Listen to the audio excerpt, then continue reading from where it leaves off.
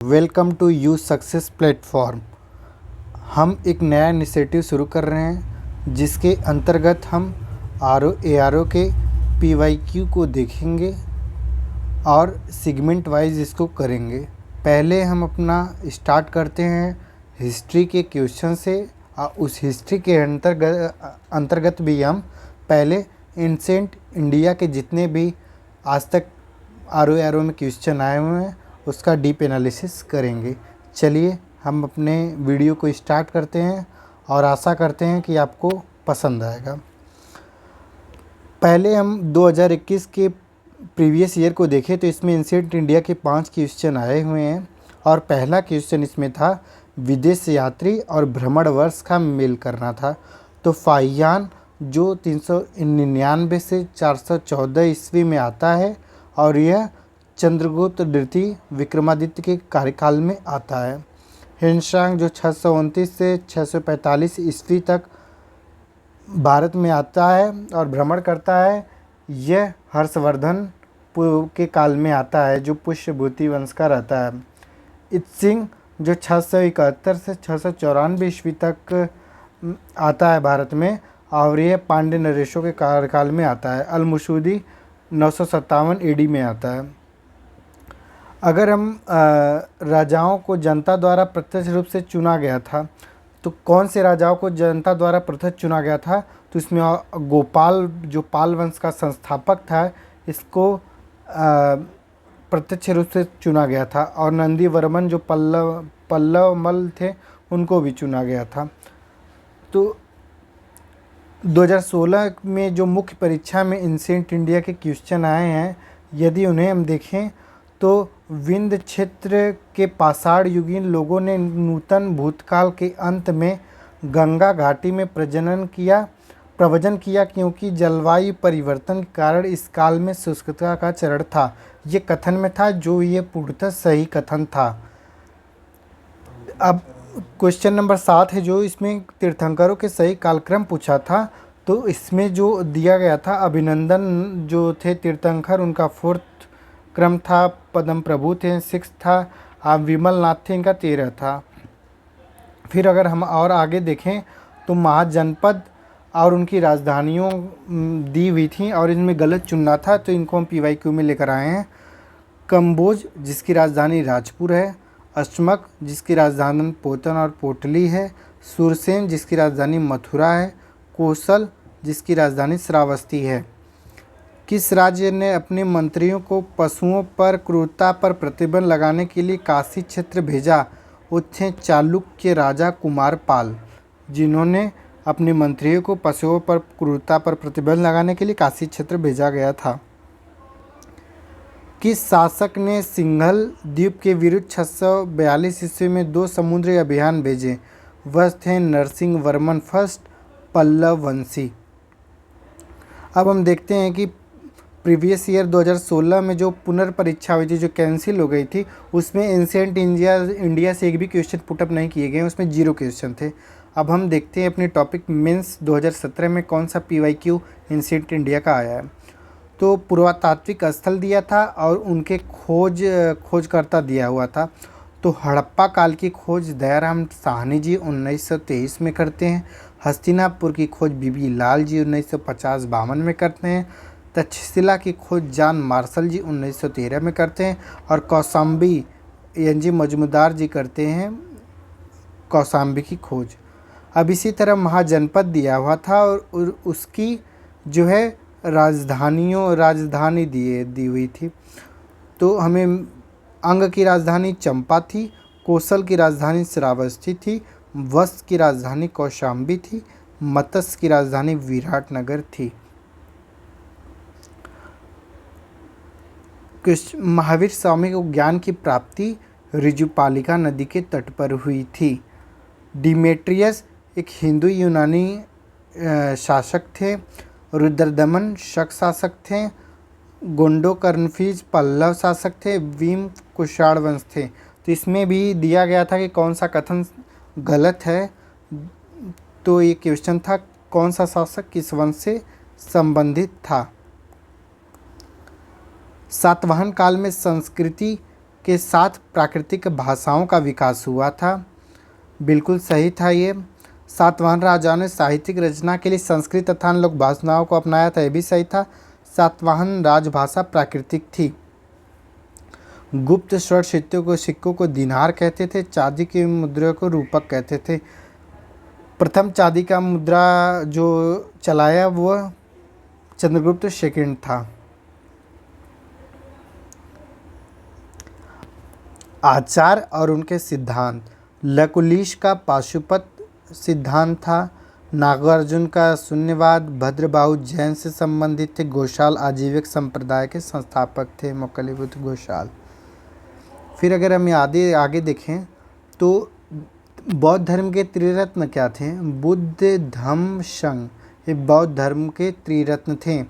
अभिलेख और शासक से संबंधित देखा जाए तो नासिक का जो अभिलेख है गौतमीपुत्र सातकर्णी का था। हाथी गुम्फा खारवेल से चंदेला, खारवेल जो उड़ीसा के क्षेत्र में थे।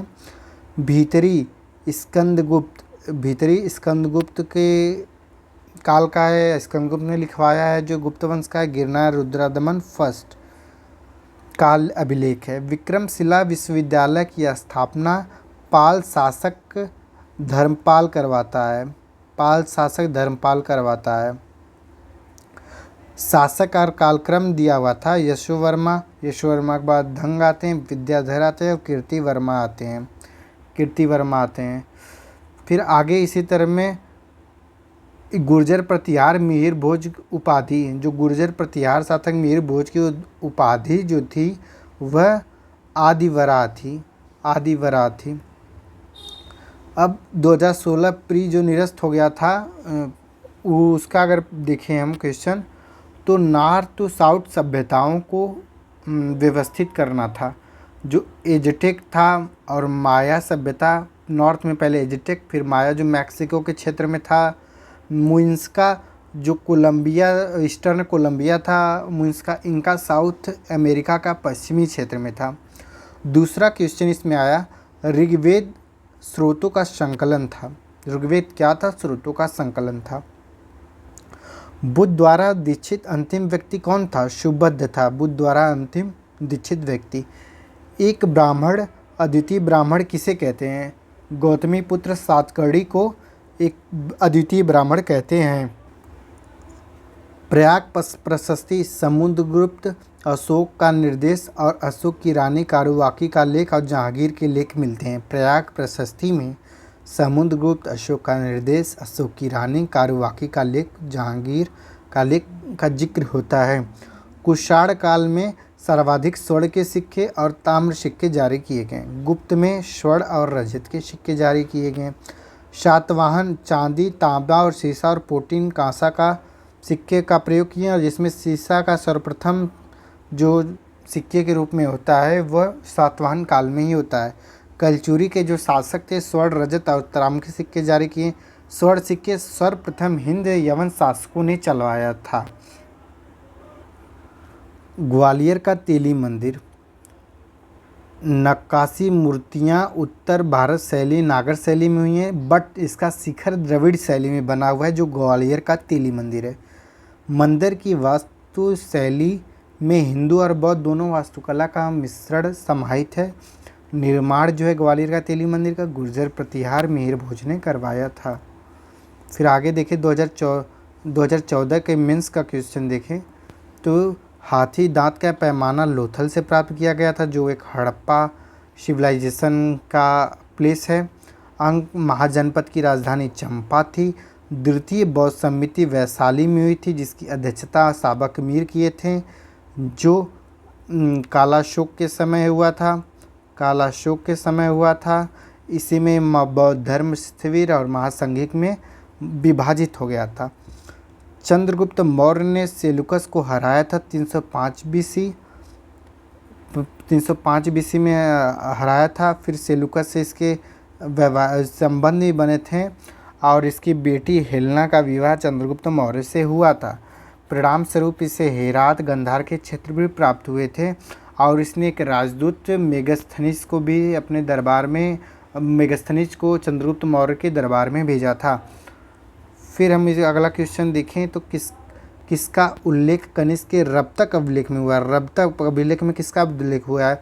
तो रबतक अभिलेख में अफगानिस्तान का जिक्र हुआ है, साकेत, कौशाम्बी, चंपा और पाटलिपुत्र का भी जिक्र हुआ है। 2014 की प्री में क्वेश्चन देखें तो गोपद ब्राह्मण की किस वेद से संबंधित है? तो अथर्ववेद से संबंधित है। इतरेय और कौशिकी जो हैं वो ऋग्वेद से संबंधित हैं ब्राह्मण ग्रंथ। शतपथ और तैत्तिरीय यजुर्वेद से। पंचविंश षड्विश सामवेद से।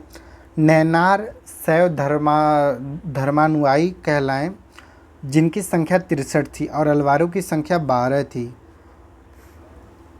वल्लभी विश्वविद्यालय गुजरात में स्थित है जो हीनयान का पोषक रहा है। हीनयान को बौद्ध धर्म की हीनयान शाखा को रिप्रेजेंट करती है। हीनयान का अवस्था का विशालता में सर्वाधिक चैत्यगृह विकसित जो था वो कार्ले था जो लोनावाला महाराष्ट्र में पड़ता है। अन्य हीनयान चैत्य दिखेंगे तो भाजा का, कोडांडे का, पीताखोरा का, अजंता का और विदिशा का नासिक जो चैत्य है वो हीनयान को रिप्रेजेंट प्रतिनिधित्व करता है। सप्तकड़ी गुफा जो राजगिरी में प्रथम बौद्ध संगीति हुई जिसमें विनय पिटक, सुत्त पिटक का संकलन किया गया था, जिसके राजा जो उस समय थे अजात शत्रु थे जो हर्यक वंश के शासक थे। होयसल की राजधानी द्वार समुद्र थी जो कर्नाटक में थी। अब अगला देखें, महाभारत को जैन संहिता भी कहते हैं जब इसमें 8800 श्लोक थे तो इसको जय संहिता कहे गए थे। इसमें 18 पर्व थे। भारत जो जब कहा गया जब इसमें 24,000 श्लोक हो गए। असत सहस्त्री संहिता महाभारत कहा गया जब इसमें 1 लाख श्लोक हो गए। स्कंदगुप्त ने हुड़ों को पराजित किया। ये भीतरी स्तंभ लेख जो गाजीपुर स्कंदगुप्त का मिलता है उससे प्रमाणित होता है। हर्ष की कौन सी रचनाएं थी? तो हर्ष परिदर्शिका की रचना करता है, रत्नावली और नागानंद की रचना करता है। अब 2013 में जो मेंस में क्वेश्चन आया है उसे देखें हम आंसर फॉर्मेट में। तो हड्डी से निर्मित आभूषण भारत में मध्यपाषाण काल के संदर्भ में कहाँ से प्राप्त हुए? तो मधा प्रतापगढ़ जिला में जो है उत्तर प्रदेश के वहाँ से प्राप्त किए गए हैं और महा में ही खुरचनी और भेदक भी प्राप्त हुए हैं। हड़प्पी नगर 3 भागों में विभक्त था। धौलावीरा जो था वो 3 भागों में विभक्त था। ऋग्वेद पुरोहित को होर्ता कहते थे जबकि यजुर्वेद के जो पुरोहित थे अधर्वियों, सामवेद के पुरोहित को उद्गाता, अथर्ववेद को ब्रह्म कहते थे। चतुर्थ बौद्ध जो संगीति होती है वो कनिष्क कार्यकाल में होती है जिसके अध्यक्ष जो रहते हैं वसुमित्र जी रहते हैं और उपाध्यक्ष जो रहते हैं अश्वघोष रहते हैं। चतुर्थ बौद्ध संगीति में ही हम देखेंगे तो बौद्ध धर्म हीनयान और महायान में विभाजित हो जाता है। महायान में विभाजित हो जाता है और यह कश्मीर के कुंडल ग्राम में होता है। कुंडल ग्राम में होता है। सिकंदर ने झेलम के तट पर पराजित किया पोरस को जिसको पुरु भी कहते हैं। आम्भी सहायक था सिकंदर का। राजा जो आम्भी तसीला का था वो सिकंदर का मतलब एक तरह से सहायक सिद्ध हुआ। शक संवत 78 ईस्वी में स्टार्ट होता है और जो कनिष्क के काल में शुरू होता है। कनिष्क के काल में अगर वही हम देखें तो जो विक्रम संवत जो होता है, विक्रम संवत इसी के साथ अगर हम इसे बात करें तो वो 57 BC है जो विक्रमशिला राजा विक्रमादित्य जो उज्जैन के थे उन्होंने स्टार्ट करा है 5700 BC। तो हम देखेंगे अगर 58 और 57 BC के बीच में जो गैप है अगर पूछ दे शक संवत और जो विक्रम संवत है इसके बीच में कितनी टाइम पीरियड टोटल आएंगे तो 135 क्योंकि अगर देखा जाए 57 उधर और 78 उधर तो टोटल हो गए 135।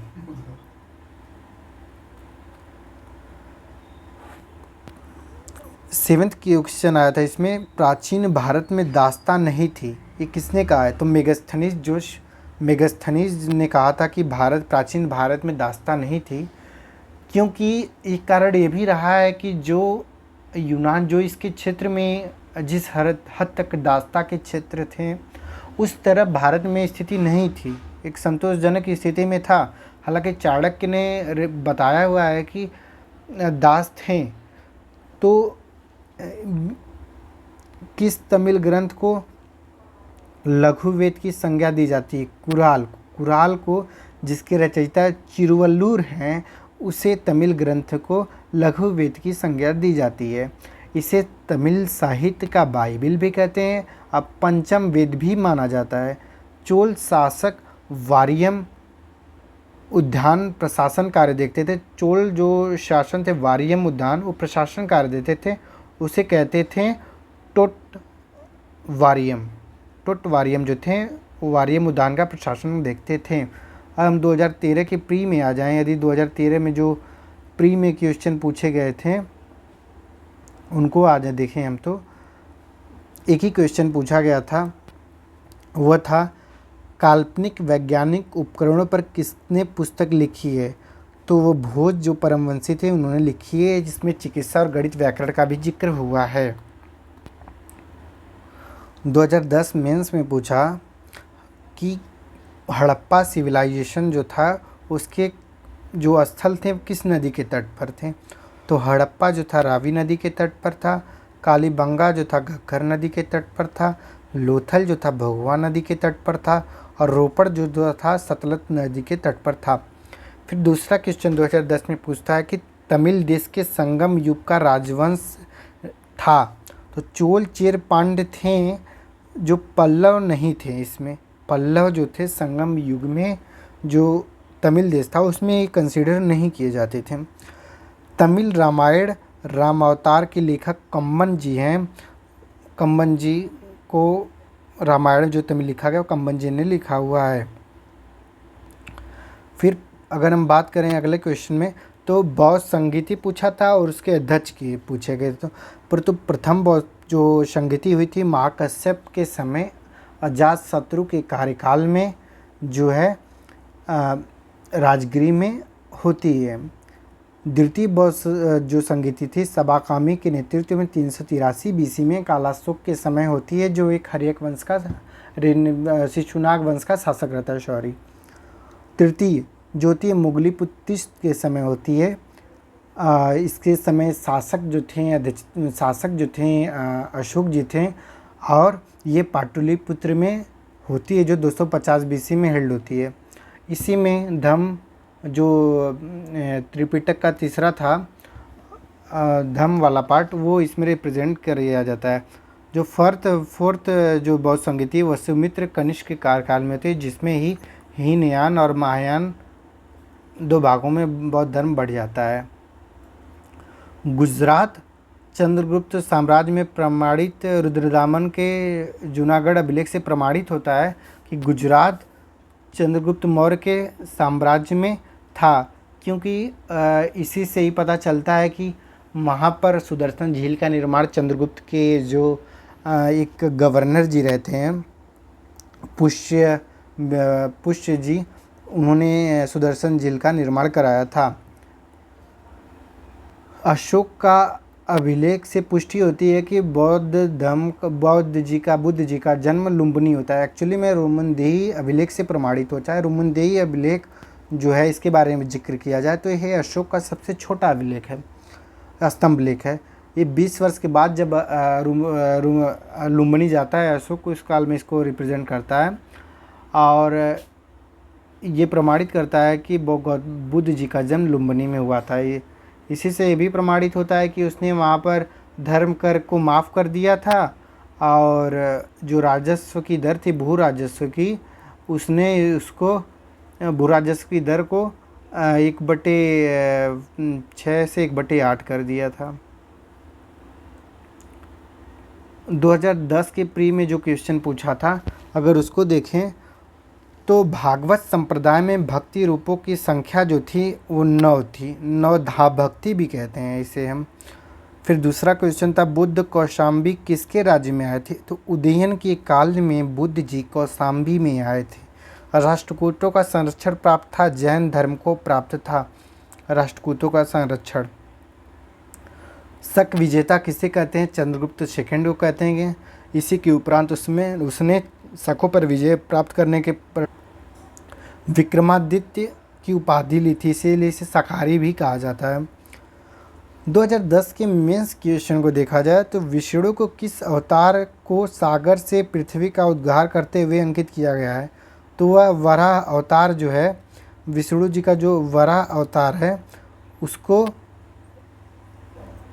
सागर से पृथ्वी का उद्धार करते हुए अंकित किया जाया गया है।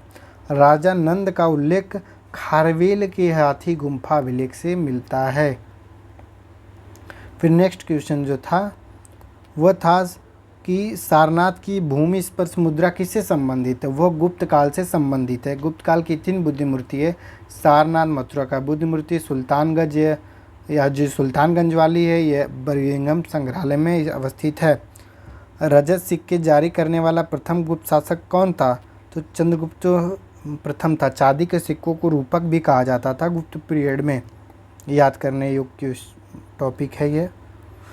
तो देख रहे हैं हम कि गुप्त पीरियड से काफ़ी ज़्यादा क्वेश्चन आए हैं। गुप्त मौर्य और हड़प्पा सिविलाइजेशन 3 जो हैं एंशिएंट इंडिया के टॉपिक, ये बहुत ही ज़्यादा पूछे गए। एलोरा के कैलाश मंदिर का निर्माण राष्ट्रकूट ने कराया था, राष्ट्रकूट शासक ने, जिसका नाम था कृष्ण प्रथम। अब 2010 के प्रीवियस ईयर को देखें, प्री क्वेश्चन के जो थे, तो अघन्या ऋग्वेद में गाय को कहा जाता था। विष्णु के किस अवतार को समुद्र, फिर क्वेश्चन रिपीट हुआ है, समुद्र से पृथ्वी का उद्धार करते हुए अंकित किया गया है, वराह अवतार को। अपरुषो परशुराम किसकी उपाधि थी, तो महापद्मनंद जो नंद वंश का संस्थापक था उसकी उपाधि थी। इसी की उपाधि थी सर्व क्षत्रानांतक, क्षत्रियों का नाश करने वाला, भार्गव दूसरे परशुराम का अवतार, ये सब इसकी महापद्मनंद की उपाधियाँ थीं। मत विलास प्रश्न के लेखक कौन थे, तो पल्लव वंश के शासक हैं, राजा हैं महेंद्र वर्मन। इन्होंने मत विलास प्रश्न का लेखन का कार्य किया हुआ है। भूमि, फिर रिपीटेड क्वेश्चन है, भूमि स्पर्श मुद्रा की सारनाथ बुद्ध प्रतिमा किससे संबंधित है, गुप्त काल की। एलोरा के कैलाश मंदिर का निर्माण किसने करवाया था, तो एलोरा के कैलाश मंदिर का निर्माण राष्ट्रकूट ने, कृष्णवर्मन फर्स्ट ने द्रविड़ शैली में कराया था। ये देखिए ऊपर भी क्वेश्चन 2000 इससे पहले भी रिपीट हो चुके हैं ये क्वेश्चन। प्रीवियस PYQ 2006 देखें तो हड़प्पा स्थल थे और वर्तमान स्थान थे। आलमगीर जो है उत्तर प्रदेश में स्थान है, जो हड़प्पन सिविलाइजेशन के ईस्टर्न पार्ट को रिप्रेजेंट करता है, ईस्टर्न सीमा को रिप्रेजेंट करता है। बनावली हरियाणा का क्षेत्र है, जो बनावली भारत जो वर्तमान भारत है उसमें सबसे बड़ा स्थल है बनावली है, जो हरियाणा के हिसार ज़िले में अवस्थित है। दैमाबाद महाराष्ट्र में है, जो इसके साउथर्न सीमा को दिखाता है हड़प्पन सिविलाइजेशन की।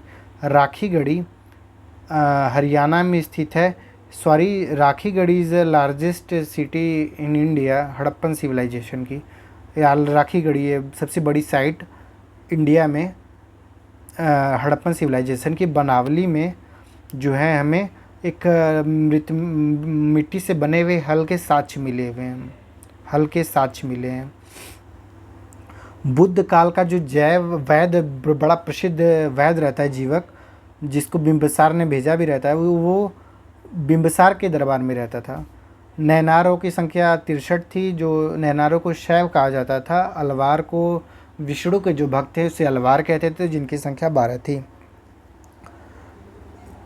ये जो विक्रम और शक संवत में फिर एक बार क्वेश्चन आया, विक्रम और शक संवत के बीच विक्रम संवत 57 BC स्टार्ट होता है। उज्जैन के विक्रमादित्य जो रहते हैं वो स्टार्ट करते हैं, जब शक जो राज्याभिषेक कुषाण का कनिष्का उसके काल में 78 ईस्वी में शक संवत का स्टार्ट होता है।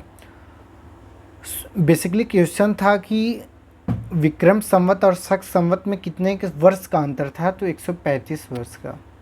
सुदर्शन झील अगर बिफोर BC अगर पूछा जाए, ईस्वी पूर्व पूछा जाए कि कौन शासक इससे संबंधित रहा है, ईसा पूर्व में, तो वह थे चंद्रगुप्त मौर्य।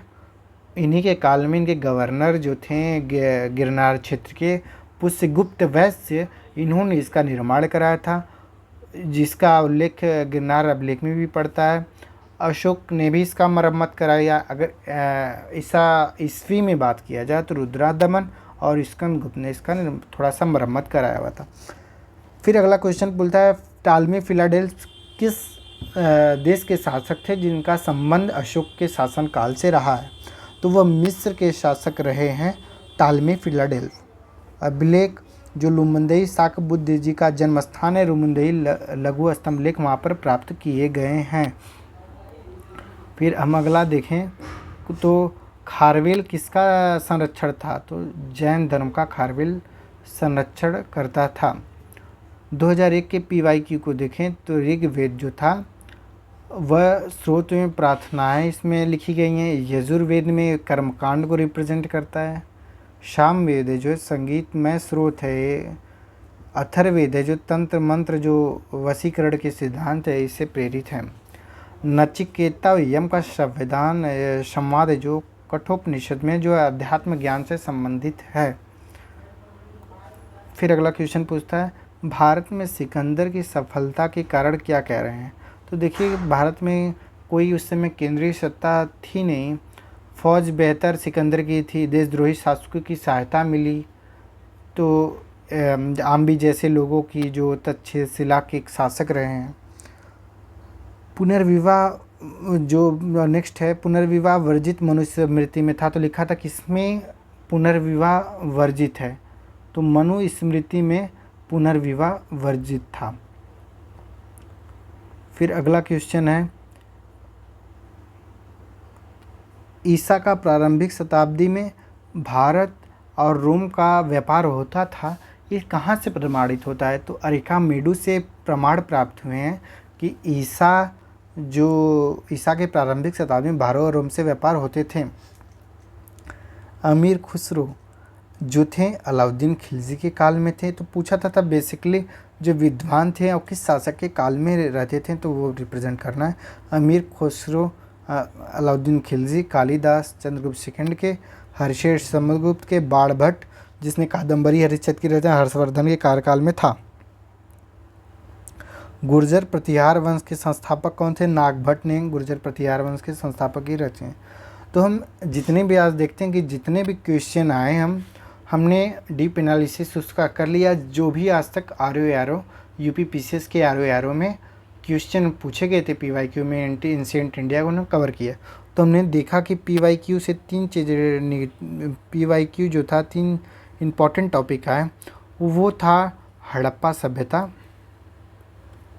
जिससे बहुत ही प्लेसेस से लेकर क्वेश्चन पूछे गए, प्लेस से, नदी से। दूसरा वैदिक पीरियड, वैदिक सभ्यता थी, इसमें भी बेसिकली जो पूछा गया था वह टर्मोलॉजी पूछा गया था, और फिर जो पूछा गया था कि शब्दों का मतलब ही पूछा गया था इम्पोर्टेंट रूप से, और फिर किस ऋग्वेद मतलब पुरोहित कौन कौन से थे, इम्पोर्टेंट पार्ट रहा है। फिर तीसरा जो था वो मौर्य काल से काफ़ी क्वेश्चन पूछा गया है, मौर्य काल से, और इसी बीच पहले इसके आता है वैदिक काल के बाद महाजनपद काल, इससे क्वेश्चन पूछा गया है। महाजनपद काल में बेसिकली बौद्ध धर्म और जैन धर्म, इसके बाद ये पूछा गया। फिर पूछते गुप्त वंश के काल में, ये इम्पॉर्टेंट क्वेश्चन है RO की दृष्टि से। आशा करते हैं आपको वीडियो पसंद आया होगा। Good night.